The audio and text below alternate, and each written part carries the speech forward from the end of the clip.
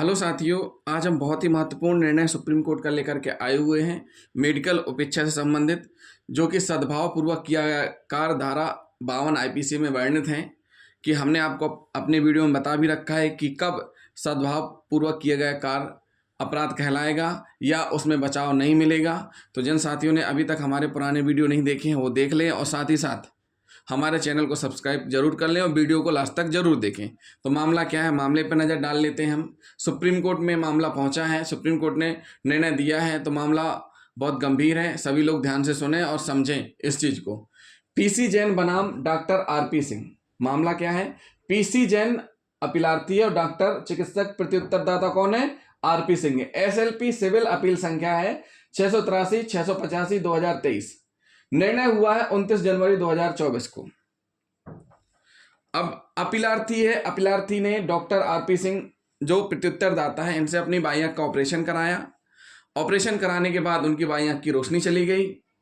इस संबंध में उनके द्वारा परिवाद प्रस्तुत किया गया। परिवाद प्रस्तुत करने पर दोषी पाए जाने पर न्यायालय ने निर्देश दिया कि 2 लाख रुपए की राशि प्लस 12% ब्याज के साथ अपीलार्थी यानी कि प्रतिवादी को प्रतिकार के रूप में दी जाए। उसका हक है इस प्रतिकार को प्राप्त करने का। तो मामले में सबसे पहले अपीलार्थी ने जिला उपभोक्ता विवाद प्रतिशोध आयोग के समक्ष प्रस्तुत परिवाद में परिवाद क्रमांक 115/2005 में उल्लेखित किया कि अपीलार्थी की बाईं आंख का ऑपरेशन चिकित्सक के द्वारा 2002 में किया था। कब किया गया था ऑपरेशन? 2002 में किया गया था। ऑपरेशन हुआ 2002 में, अपील प्रस्तुत की गई परिवाद 2005 में और निर्णय आया 29 जनवरी 2024 को।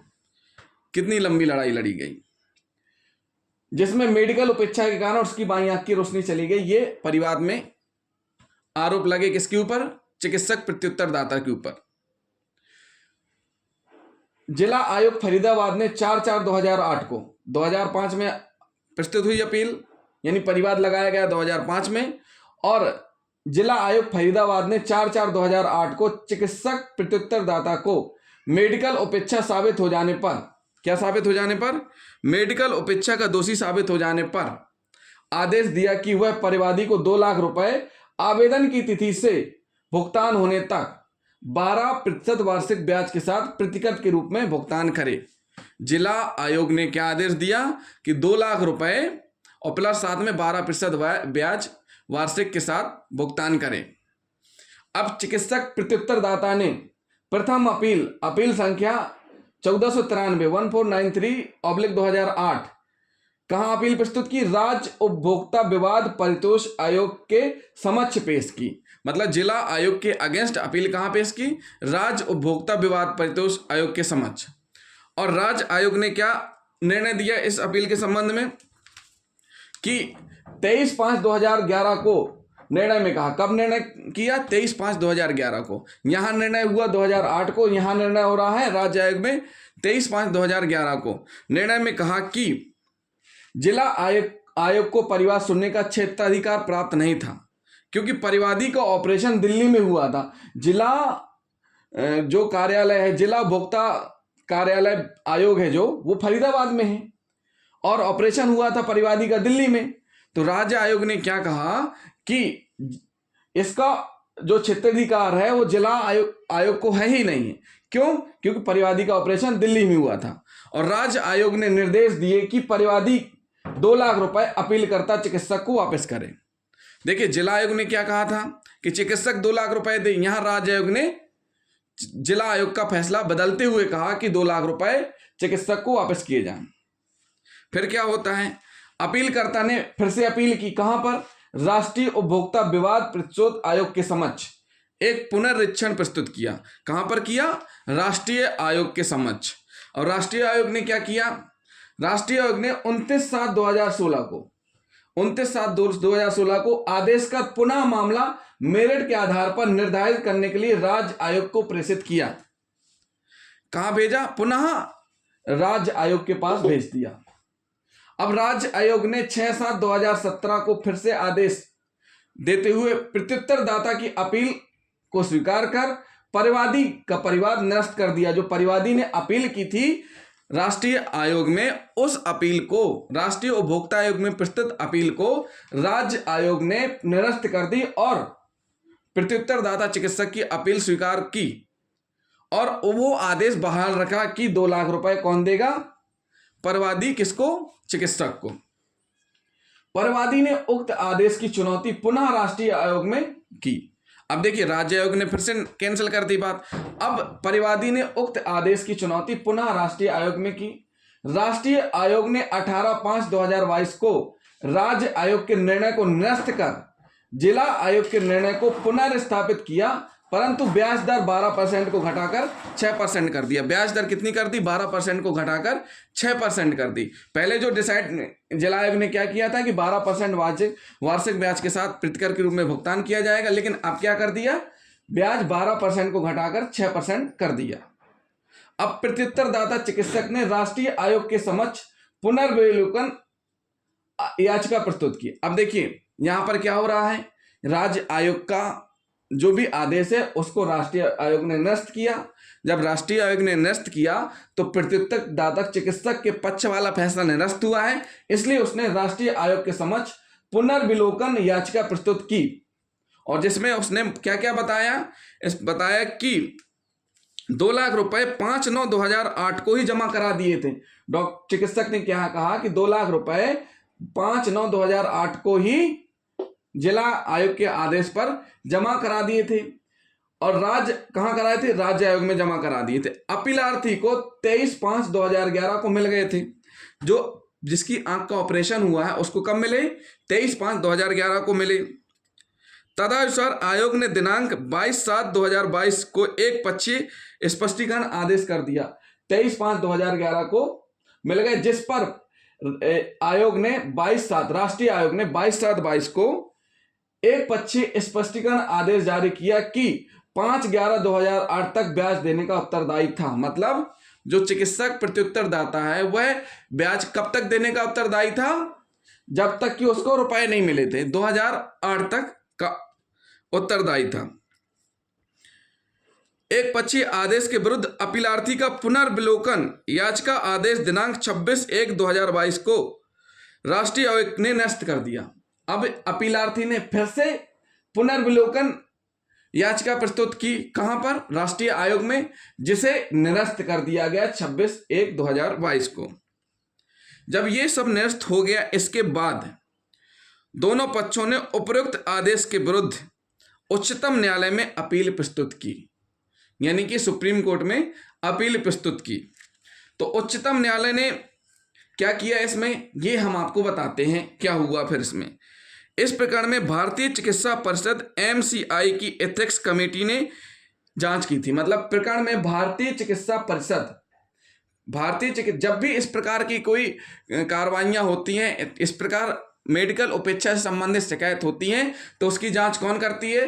भारतीय चिकित्सा परिषद MCI की एथिक्स कमेटी ने जांच की थी और 20/12/2012 को समिति ने professional misconduct इनएडिक्वेट and ethics regulation 2002 के उल्लंघन का दोषी पाया था। किसको? प्रत्युत्तरदाता चिकित्सक को दोषी पाया था।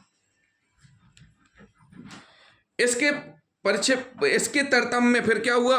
दोषी पाए जाने के आधार पर 20/4/2015 को चिकित्सक को इंडियन मेडिकल रजिस्टर से 6 माह के लिए निष्कासित कर दिया गया था। जो प्रत्युत्तरदाता चिकित्सक हैं उसको 20/4/2015 को 6 माह के लिए निष्कासित कर दिया गया था।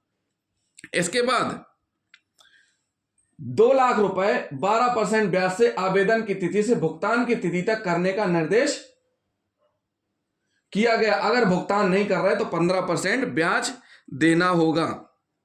और साथ ही साथ ये जो निलंबन वाला आदेश है, निष्कासित वाला जो आदेश है, ये 6 माह वाला, इसको प्रत्युत्तरदाता ने कहीं पर भी चुनौती नहीं दिया, कहीं पर भी चुनौती नहीं किया, चैलेंज ही नहीं किया और अंतिमता को प्राप्त हो गई, जिससे यह सही मान लिया गया। इसके बाद देखा गया कि उपरोक्त पृष्ठभूमि में यह विवादित नहीं है कि प्रत्युत्तरदाता चिकित्सक ने अपीलार्थी की आंख का ऑपरेशन करने में मेडिकल उपेक्षा की थी। जिसके परिणाम स्वरूप उसके बाईं आंख की रोशनी चली गई। यह विवादित ही नहीं हो रहा है। अपीलार्थी के आंख का ऑपरेशन वर्ष 2002-2003 में हुआ था। प्रीतिकर दावा की तिथि पर अपीलार्थी की 84 वर्ष की आयु थी। मतलब जो परिवादी है, अपीलार्थी है, उसकी उम्र 84 वर्ष थी जब ऑपरेशन हुआ। वह अधिकार युक्त इस प्रीतिकर के दावे के लिए 20 वर्षों से अधिक वर्ष से संघर्ष कर रहा है। वह अपीलार्थी 20 वर्ष से अधिक के लिए संघर्ष कर रहा है। राष्ट्रीय आयोग ने जब अपीलार्थी के दावे को स्वीकार किया तब ब्याज की राशि 12% से घटाकर 6% कर दिया। केवल मात्र इस अतार्किक संप्रेषण पर ब्याज की दर काफी ऊंची है। रीजन क्या दिया कि ब्याज की दर काफी ऊंची है, इसलिए 12% की जगह 6% कर दिया। किसने? राष्ट्रीय आयोग ने। माननीय न्यायालय ने कहा कि जिला आयोग के आदेश को पुनर्स्थापित करते हुए प्रत्युत्तरदाता को निर्देश देते हैं कि वह अपीलार्थी को 2 लाख रुपए प्रीतिकर की धनराशि 12% वार्षिक ब्याज की दर से जो आवेदन की तिथि से भुगतान किए जाने की तिथि तक होगा, यानी आवेदन जब प्रस्तुत किया उस तारीख से भुगतान किए जाने की तिथि तक देना होगा। यदि प्रत्युत्तरदाता 2 माह के भीतर उक्त धनराशि को भुगतान नहीं करता है तो ब्याज की धनराशि 15% हो जाएगी बढ़कर, और अपील स्वीकार की गई। प्रत्युत्तरदाता ने राष्ट्रीय उपभोक्ता विवाद प्रतिशोध आयोग NCDRC को गलत सूचना दिया कि उसने 2 लाख रुपए का भुगतान कर दिया था।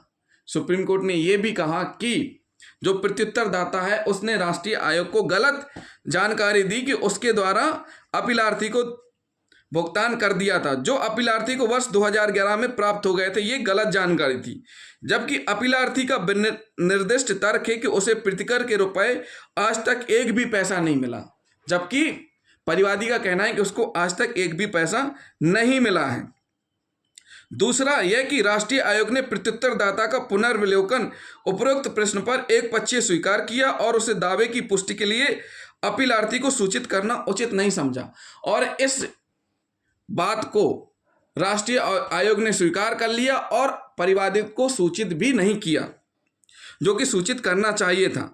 चूंकि प्रत्युत्तरदाता ने राष्ट्रीय आयोग से आदेश दिनांक 22/7/22 को एक झूठा दुरुपदेशन करके प्राप्त किया था कि प्रीतिकर की धनराशि 2 लाख रुपए भुगतान अपीलार्थी PC जैन को कर दिया गया है, जो कि झूठा था। इसलिए प्रत्युत्तरदाता पर 50,000 रुपए का लागत अधिरोपित कर दी जाती। कॉस्ट कितनी लगा दी? 50,000 रुपए की कॉस्ट भी लगा दी, जिसे प्राप्त हो जाने पर उक्त धनराशि भी किसको मिलेगी? अपीलार्थी परिवादी PC जैन को दी जाएगी। इस प्रकार अपील स्वीकार हुई।